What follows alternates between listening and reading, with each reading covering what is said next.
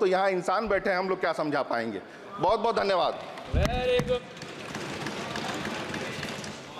Shri Raghu vista Raju vista.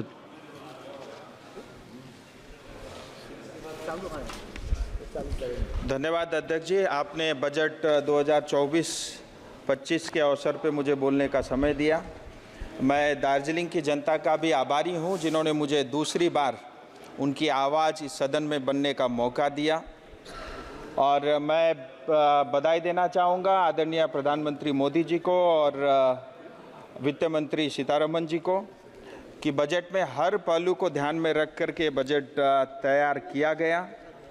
और budget में खास करके युवाओं की बात की है, यूथ स्किलिंग की, एम्प्लॉयमेंट की और एग्रीकल्चर की, इंफ्रास्ट्रक्चर की, जिसमें अर्बन डेवलपमेंट भी है, रूरल डेवलपमेंट भी है, इनोवेशन की, मैन्युफैक्चरिंग की और वुमेन लेड डेवलपमेंट पर जोर दिया गया है।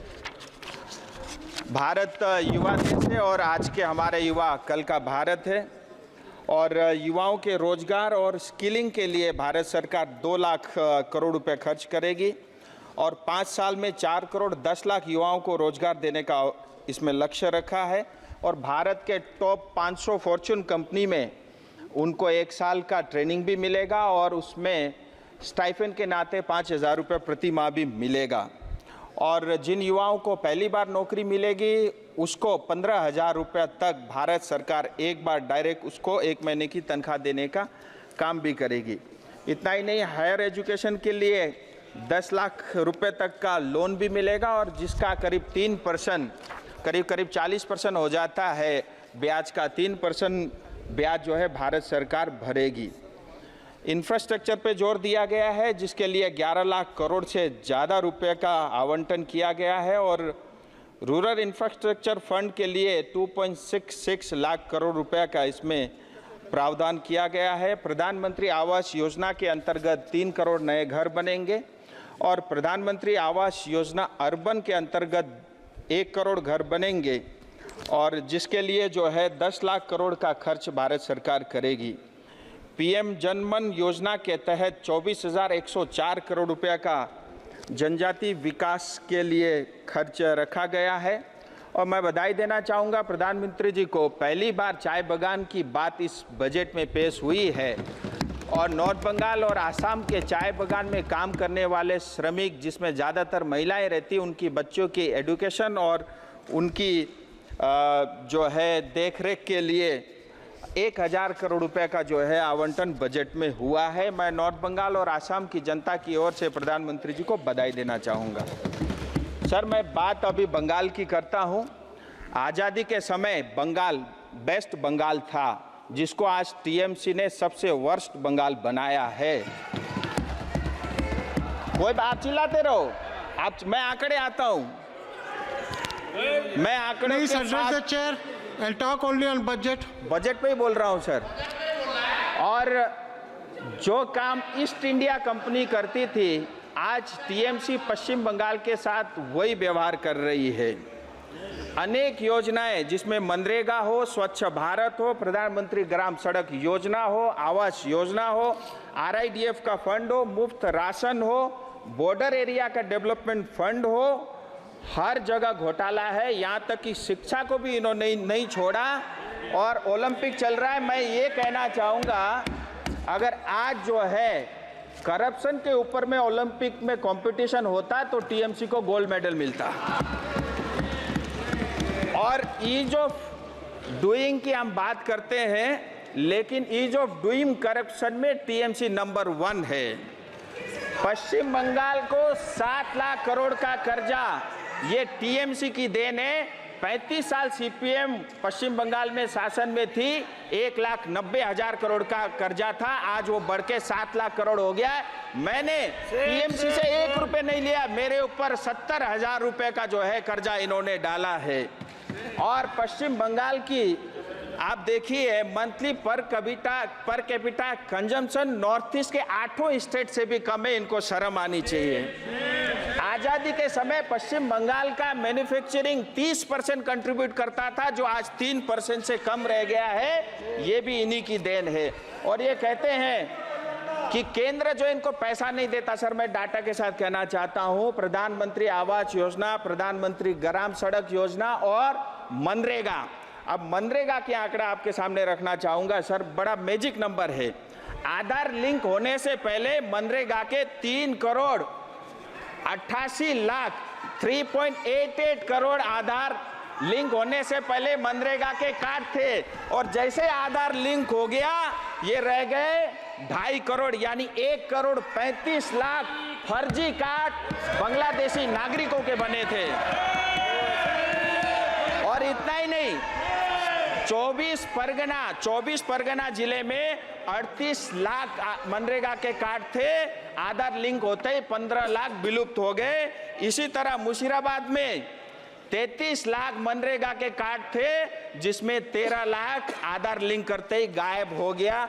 हकीकत यह है, चाहे चिट फंड घोटाला हो, टीचर घोटाला हो, पीडीएस घोटाला हो, कोयला घोटाला हो, मनरेगा, आवास योजना, हर घर जल, अमृत, गाय की तस्करी, सब में टीएमसी इन्वॉल्व है। यहाँ तक कि मुख्यमंत्री का पेंटिंग का भी घोटाला हो गया टीएमसी के शासन में। और मैं इनके एक नेता को सुन रहा था, उन्होंने नॉर्थ बंगाल की बात की, मैं वो भी आपके समक्ष रखना चाहूंगा। सर नॉर्थ बंगाल में 8 डिस्ट्रिक्ट है, जिसकी आबादी करीब 3 करोड़ है। हम रिसोर्स के अंदर में भी रिच है, और सबसे बड़ा रेवेन्यू जो है पश्चिम बंगाल को नॉर्थ बंगाल देती है। हमारे पास चाय है, ट्रेड है, हाइड्रो है, टूरिज्म है, और जंगल यानी फॉरेस्ट भी है। और उसके मतलब इतना कुछ होते हुए भी, हमारा कंट्रीब्यूट होते हुए भी, पश्चिम बंगाल का सालाना बजट है 3.88 लाख करोड़ रुपया, लेकिन नॉर्थ बंगाल डेवलपमेंट बोर्ड को मिलता है 860 करोड़ रुपया। शायद दीदी को पता भी नहीं होगा, जो पूरे बजट का 0.002% है। हमारे चाय बागान बंद हो रहे हैं, हमारे सिंकोना बागान बंद हो चुके हैं। इन्होंने सिर्फ नॉर्थ बंगाल को ठगा है और हमको सिर्फ लूटा है। नॉर्थ बंगाल के लोग स्वाभिमानी हैं, हम अपने पैरों पे खड़ा होना चाहते हैं। नमस्ते दीदी। इतना ही नहीं, इन्होंने कहा बजट में पश्चिम बंगाल को कुछ नहीं मिला। मैं कुछ आंकड़े आपके समक्ष लेके आया हूं। बजट में 93,000 करोड़ रुपया सिर्फ पश्चिम बंगाल को मिल रहा है, जो महाराष्ट्र से ज्यादा है। 1.5 लाख करोड़ रुपया इंटरेस्ट फ्री, 50 साल तक आपको ब्याज नहीं देना है, यह पश्चिम बंगाल के लिए भी है। पूर्वोदय योजना, जिसके अंतर्गत कलकत्ता से लेकर के, अमृतसर से लेकर के कलकत्ता तक इंडस्ट्रियल कॉरिडोर बनेगा, जिसमें पश्चिम बंगाल के युवाओं को रोजगार के नए अवसर मिलेंगे। अर्बन हाउसिंग 1 करोड़ बनेगा, जिसमें कलकत्ता, दुर्गापुर, आसनसोल, सिलीगुड़ी जैसे शहरों को इसका लाभ मिलेगा। 2 करोड़ आवास योजना बनेगी। इतना ही नहीं, रेलवे के लिए रेलवे की तरफ से 14,000 करोड़ रुपए आवंटन हुआ है, और ऑलरेडी 60,000 करोड़ के रेलवे के काम पश्चिम बंगाल में चल रहे हैं। 100 नए अमृत स्टेशन बनेंगे, जिसमें सिलीगुड़ी और जलपाईगुड़ी भी है। अब मैं तिस्ता फ्लड की बात करता हूं। इनके एक नेता ने कहा था तिस्ता फ्लड में सिक्किम को पैसा मिला, पश्चिम बंगाल को कुछ नहीं मिला। हकीकत यह है, जैसे ही फ्लड हुआ अक्टूबर 2023 को, सिक्किम ने इसको डिजास्टर घोषित किया, और एसडीआरएफ एनडीआरएफ का 10% पैसा जो है वहां की जनता को मिला, और पश्चिम बंगाल ने डिजास्टर घोषित नहीं किया। हमारी जनता को कुछ नहीं मिला। इस बजट में मैं वित्त मंत्री जी को बधाई देना चाहूंगा। 11,500 करोड़ का जो है आवंटन किया है, जिसमें बंगाल को 1,200 करोड़ रुपए मिलेगा। अब आपके माध्यम से मेरा बंगाल सरकार से निवेदन है, तिस्ता फ्लड पीड़ित को ये पैसा मिले। सर मैं अपनी कुछ क्षेत्र के 2-3 बातें आपके समक्ष रखूंगा। दार्जिलिंग हिल तराई डूवर्स लंबे समय से एक स्थायी राजनीतिक समाधान की मांग करती आई है। इसी कारण अतीत में कई आंदोलन हुए। 86-88 में जो आंदोलन हुआ, उसके माध्यम से दार्जिलिंग गोरखा हिल काउंसिल बना। 2007 से 11 में गोरखालैंड टेरिटोरियल एडमिनिस्ट्रेशन बना। जो सेमी ऑटोनोमस बॉडी थी, उसको पश्चिम बंगाल ने चलने नहीं दिया। और हमारे क्षेत्र में आए दिन बहुत तेजी के साथ डेमोग्राफी चेंज हो रही है। हमारा बहुत ही सेंसिटिव इलाका है, जिसमें बांग्लादेश, नेपाल, भूटान और बगल में चाइना भी लगता है। और वोट बैंक के कारण बांग्लादेशी और रोहिंग्या आए दिन चाय बागान में अपना घर बना रहे हैं। मैं आपके माध्यम से भारत सरकार से निवेदन करता हूं, हमारे मूल निवासी गोरखा, आदिवासी, कोच, मेचे, राभा, टोटो, राजवंशी, बंगाली भाषी, हिंदी भाषी समुदाय आज खतरे में है। इसलिए इस क्षेत्र का स्थायी समाधान और वो भी भारत के संविधान के अंतर्गत हो, जिसमें टीएमसी का कोई हस्तक्षेप उसमें ना हो। इतना ही नहीं, गोरखा समुदाय में 11 जनजातियां जो आज़ादी के समय 51 के सेंसस तक जो है ऑलरेडी ये हिल ट्राइब के नाते जाने जाती थी, जिसमें भुजेल, गुरुंग, मगर, नेवार, जोगी, खस, राई, सुनवार, थामी, याखा यानी देवान और धीमाल, ये 31, 41, 51 के सेंसस में भी ये जनजाति थे। मैं सरकार से निवेदन करता हूँ सर, बस 2 मिनट, इनको जनजाति का दर्ज जल्दी मिले। सर, इसका एक बड़ा कारण भी है, भारत और नेपाल एक मित्र देश है। 1950 इंडो नेपाल फ्रेंडशिप टीटी का जो धारा 7 है, जिसके लिए उस धारा के अंतर्गत जो भी भारतीय गोरखा है उसको नेपाली कहा जाता है, नेपाल के सिटीजन कहा जाता है। इससे हमको बहुत पीड़ा है, तकलीफ है। आए दिन हमारे जवान भारत माँ की सेवा करते हुए सरहद में बलिदान होते हैं। और मैं आपके माध्यम से चाहता हूँ ये जनजाति का दर्ज, बस 2 मिनट खत्म, जनजाति का दर्ज जल्द से जल्द मिले, तीसरा बार पीड़ित को उनका अधिकार मिले। आपने और सर बोलने का मौका दिया। सर, मेरा